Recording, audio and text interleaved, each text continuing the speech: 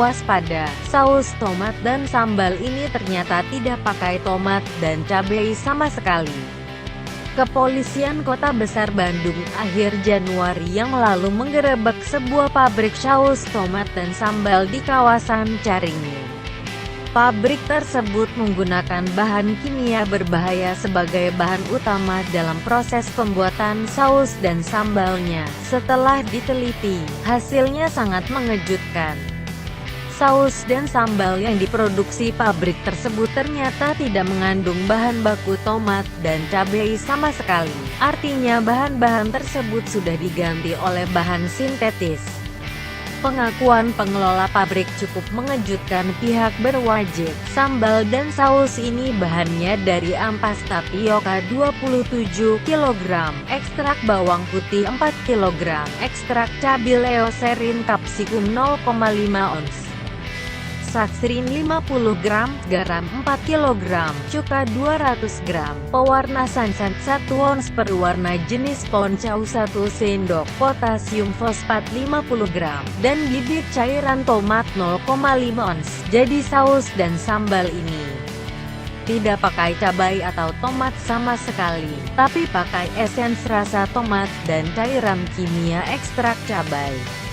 Cara pembuatan saus dan sambal tersebut yakni dengan mencampur semua bahan dalam satu drum kemudian dilaruti air panas sebanyak 30 liter. Kemudian setelah itu diaduk. Setelah jadi, saus atau sambal tersebut kemudian dikemas dalam bungkus plastik yang sudah diberikan label dan cap serta ada tulisan bahan komposisi yang tidak sesuai dengan sebenarnya. Saus dan sambal itu dipasarkan ke pasar-pasar tradisional di Kota Bandung dan di seluruh Jawa Barat. Pabrik ini sudah beroperasi selama 14 tahun. Dalam sehari, pabrik rumahan tersebut bisa membuat sambal dan saus palsu hingga 200 ton dengan keuntungan mencapai 100 juta perharinya. Mengerikan. Bagi Anda yang gemar makan cabai dan sambal yang dibeli di pasar dan toko-toko, apalagi yang harganya murah, tentu harus waspada dengan sambal buatan tersebut. Anda yang gemar makan bakso, mie ayam, cuanki, capcay, mie goreng, dan lain-lain di pinggir jalan juga perlu memperhatikan sambal yang digunakan para pedagang kaki lima. Jangan sampai Anda sebagai konsumen dirugikan karena mengonsumsi bahan yang berbahaya. Di pasar-pasar tradisional mudah ditemukan kedai yang menjual saus dan sambal isi ulang dalam kemasan plastik berkapasitas 1 kg. Pedagang kaki lima yang membelinya lalu memindahkannya ke dalam botol warnanya yang merah meriah menggoda konsumen untuk mencampurkannya ke dalam bakso atau mie ayam.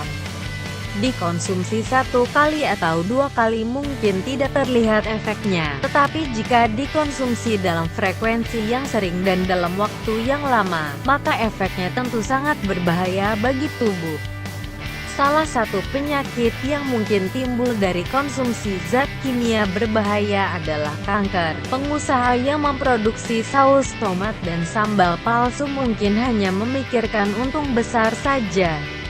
Mereka tidak memikirkan atau tidak peduli bahaya penggunaan zat kimia yang berbahaya bagi tubuh. Masyarakat kita tidak tahu dengan dampak buruk makanan yang mengandung zat kimia berbahaya. Mereka hanya mementingkan harga murah semata. Sudah saatnya masyarakat kita diedukasi untuk mengkonsumsi makanan yang sehat dan tidak mengandung zat kimia yang berbahaya bagi kesehatan. Sekian informasi tentang waspada. Saus tomat dan sambal ini ternyata tidak pakai tomat dan cabai sama sekali. Semoga bermanfaat.